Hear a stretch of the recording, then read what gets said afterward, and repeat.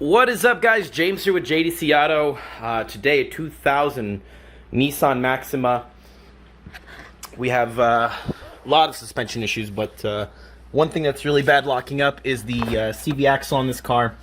It is the 3.0, so sorry about the lighting. I know that's kind of making the video look weird, but anyways, so as you can see, the entire interior of the CV Axel, you're not supposed to see any of that. It's supposed to be all covered with a boot, and it's all worn. So we're going to be replacing that today. So today's video will be on the driver's side CV Axle, and we're going to be pulling all that today. First thing, let's get it jacked up here. There's a front jack support spot on the front, as well as make sure you get your jack stands under a good strong spot. This car is from somewhere where it was really cold and rusty, so all of this is just nasty mashed, and so I went for a little bit stronger support on the interior, right on where the lower control arm sets to the frame. On both sides, let it set, and I'm keeping the jack as well because it is super rusted. Anyways, next what we're going to do is we're going to go and get these pulled off, these lug nuts. Alright guys, this socket is 21 millimeters for the wheel here, so I'm going to get your little impact gun or a ratchet and just, we're going to go ahead and take these off.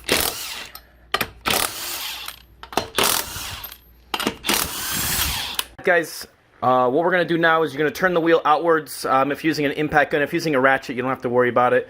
But my impact gun wouldn't fit in there. We're going to go ahead and take off the caliper housing right here. It's 19 millimeter, two big bolts right here on the back, one right here up top, and there's one down on the bottom, same exact one. So we're going to go ahead and zap those off, take off the caliper, and make sure you get yourself a little cable, a bungee cable, because you don't want it to hang by this brake line here. We're going to tie this up to the top spring up here just to kind of get it out of the way.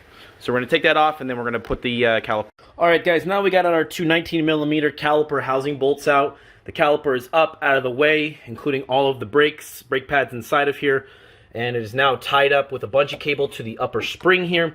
So just to get that out of your way, now we move on to the lower part. Because the car is a little rusty, I did spray a good amount of penetrating oil. You can use WD-40, whatever you have, just to kind of give these a little lubrication. The inside bolt here is going to be 17 millimeters. The outside is a 19 millimeter. And I am going to put my impact on the nut side because that'll spin off a little easier. And I'll put my wrench on the bolt side. So we're going to get these zipped off and move on from here.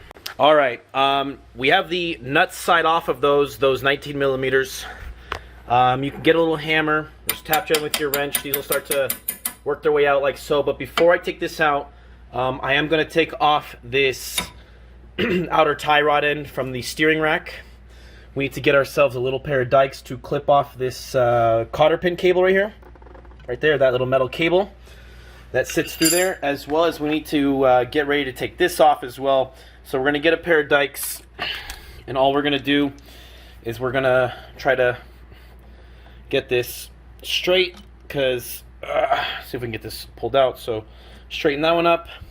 Actually, that one only has one, so see if we can tap this out or get a good grab on it here. But anyways, just like that, straighten it out, pull it out. Now this nut's out. I'm going to do the same for this one, and we'll be right back. Alright guys, so did a little bit of work while I was off just because I had a pain in the butt with this rust on here. So I took off the cotter pin for the front one here, which we're going to be taking off here in this video. It's 32 millimeter, just so you guys know. And once that's off, I did take off the tie rod end, and this nut is a 19 millimeter nut that sits on the bottom. Mine was so rusted in there and destroyed, I had to kind of try my best to tap it out as much as I could. I'm actually going to take a drill and clean out the cotter pin hole. Sorry it's blurry. Come on, camera. Boom, right there. Yeah, so that little hole right there you can see in the bottom.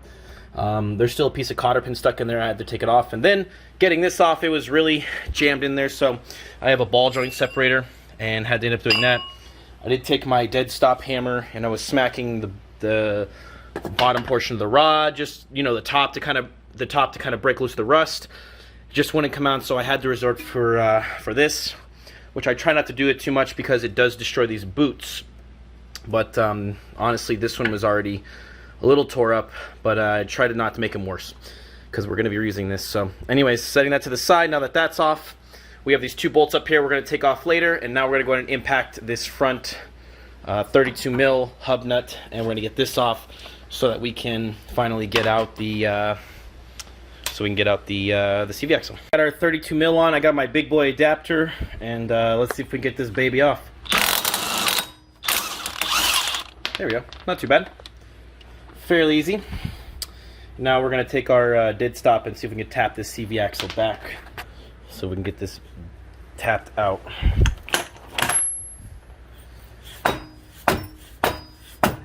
Awesome, and it just taps right back.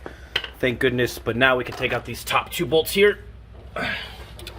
Alright, these are going to be kind of tough to take out on camera, but I'm going to take these top 2 out, lean it forward, and we should be able to swing out the CV Axle. Alright, we got the top 2 bolts out here. Before we're going to continue, we're going to give ourselves a little bit more for the ABS sensor here. You're going to go ahead and see if you can pull this right here. Just pull it out of the little housing there to give you a little bit more breathing room here. And then you should be able to just wiggle this a little bit. And there we go. Now it's free. The whole housing's free, as you can see. And now we need to get this, get this CV Axle out. So, a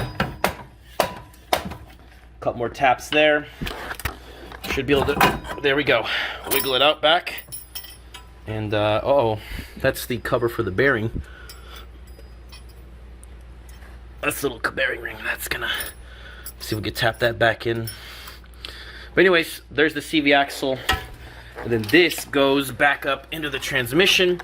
Let me see if I can get you guys a light on that. There we go. And as you see, it goes right back in there. And what should be able to do, there we go, is just give it a little, and hopefully it doesn't get stuck inside there, because sometimes they'll break off and get all jammed inside there, and it's just a pain in the butt to get them out. So let's try to be careful here and see if we can pull it all out in one piece here. But it should just pull out right out of the motor there, or out of the transmission. It's going to be hard to see it on camera, so what I'm going to do is I'm going to pull this. I can see, I feel it kind of disconnecting already, so I'm going to be careful. I'm going to see if I can get something to wrap up behind the housing there, give me a little bit of extra force to pull back, and we'll be right back. Alright guys, sorry it's not very helpful to see it, it's just I'm recording and doing it by myself, so it's very hard, but I'm going to explain you what happened here. So I pulled on the CV Axle, and as I knew it was going to happen, this is, you know, stuck up inside there. I pulled this, the boot disconnected and the whole interior came out, and this was stuck in the transmission. And to get this part out, it's really hard in there. So what I ended up having is, if you guys have something similar, maybe you have like a slide hammer, which would actually be perfect. I didn't have a slide hammer, so I ended up getting, I have this steel cable wrapped with rubber, and I ended up just tying a little simple knot, and I got it, well, I wrapped it around, and then I was able to get it like this behind it, so it's like that behind it, and then I ended up tying it to the rotor in the middle part here, not on the outside, obviously you don't want to damage it. And then I ended up tying it to that with a pair of channel locks that held the cables through the front. And then I just kind of bang, bang, and like, that's a weird way of describing it. But anyways, I ended up having a slide hammer effect and was able to get it out. So now that it's out, I pulled this out, and this wouldn't even move. He needs new bearings as well. It's all rusted. This car kind of needs to be replaced, or a lot of money put into it, but it's not worth it to put money. So anyways, I re-greased this. I had some high temperature wheel gear glue that I did my best to get in there. I took off this little seal and I pushed down there, and now it's at least spinning, but they definitely need to be replaced. They've been ran hot, and that's why it's all loud now. So he knows about it. Now let's go ahead and put in the new CV Axle. We can compare the old to the new, which I'll do right now. Alright, comparing the new to the old. The old one looks a little bit longer, but that's just because I can't get this back inside the housing, so everything else does look right. Attention guys, if you do not check the tip of your old one, there's a little hog ring here that should be on the tip. If this isn't here on this, that means it's in the transmission. You need to go dig it out, so make sure this little ring right here, I don't know if you guys can see that there's a little ring here. This one's yellow, you can see it's yellow on this one. So there's a ring that goes on the end of this, and make sure it's on there. If it's not, get it out of the transmission. We have the new one, and it's looking pretty good. We know this one goes towards the outside.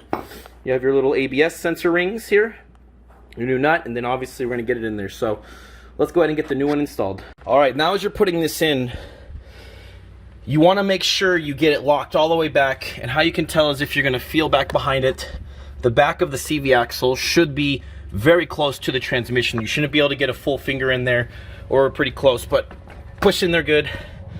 And what I ended up doing was just kind of giving it a pop, pop, like a good press, a good couple pounds, and it slid right in and locked in. You'll know when it goes in. So Next, now we need to get this angled down and get this tip down inside of the hub and get this bolt back on here. And we're gonna get the torque specs for this soon. And just so you guys know, I'm gonna give you the part number. I'm using FVP. I do have a great account with FVP. I've had really good luck with their parts. This part number is NI8095. It's a CV Axle for the driver's side. And what's cool is it does come with a new nut, which is 35 millimeters. But I like the original nut just because it has a little bit fatter bottom, kind of displaces weight more evenly. It's kind of like a built-in washer. And also it sits closer to where the cotter pin goes. So I just have this snugged up. It's not tight, it's just snug. And now I'm going to go ahead and put these top bolts back in. And then we're going to go ahead and put in the bottom tie rod end. Put that back in. And we're going to get this rubber. Actually, I'm going to put that back in right now. But yeah, put these all back together. All right, guys. We got this snugged up pretty good. Just good and tight enough that you can see the hole for the cotter pin that goes right here on the side. Sorry, it's blurry. Come on now. Focus up. It doesn't want to focus. Anyways, there we go. So there's a little cotter pin hole that's like in one of the little castle nut edges. Make sure you can see it. Not too tight on this. These are snugged up pretty good. Took my impact, just wrapped them down, got them a good snugness. I'm going to clean up the rotor now, get the rotor back on, as well as I'm going to get the torque spec for this because I do want it to be torqued down to a proper torque. And then I'm going to put the cotter pin in for this. So cotter pin, torque, and then we're ready to put the rotor back on. And then we put the brake caliper back on, and then we should be good to go for the repair. Then, of course, put the wheel back on, then we got to go test drive it. So let's get all that back on, and we'll go from there. All right, we got our torque down. It's 217 foot-pounds. I got the cotter pin back in. I ended up using the original one. It fits a little bit better, and it was in a good condition. It wasn't broken or nothing, so I did have a new one. This one did get a new cotter pin because I had to cut it out. That's got a new one, and it's in. As soon as the camera focused there. Doesn't want to focus today, apparently. Anyways, yep, there you go. So that's got a new cotter pin in it. Now we're going to go ahead and put the rotor back on. It's pretty simple. Just like that. Now we can go ahead and put our brake caliper back on. So we're going to slide that back on. Put the two 19 millimeter bolts back into the back of it. And then we're ready to put the wheel back on and go for a test drive. All right, we got those on, nice and snug. Again, it's not perfect. There's a little too much play for my liking. But again, the owner needs to put in a lot of work. This car is definitely not maintained. But we got the new CV Axel in, which was locking up. The wheel bearing is greased up as much as I could grease it. Definitely needs to be replaced. And now we're going to go ahead and put the wheels back on here.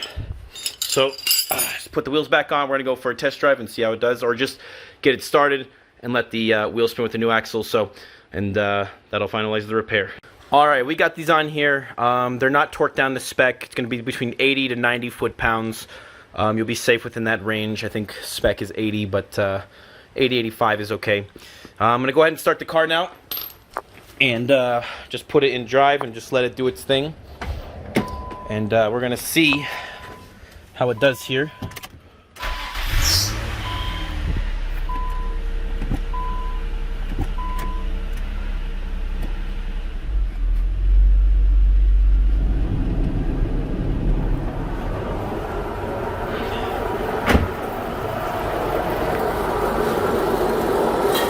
We got it running. You can definitely hear the bearings. The bearings definitely need to be replaced in this. So, yeah, that's for next time though. But we got the CV Axel in. It's turning. It's working, and seems to be running fine.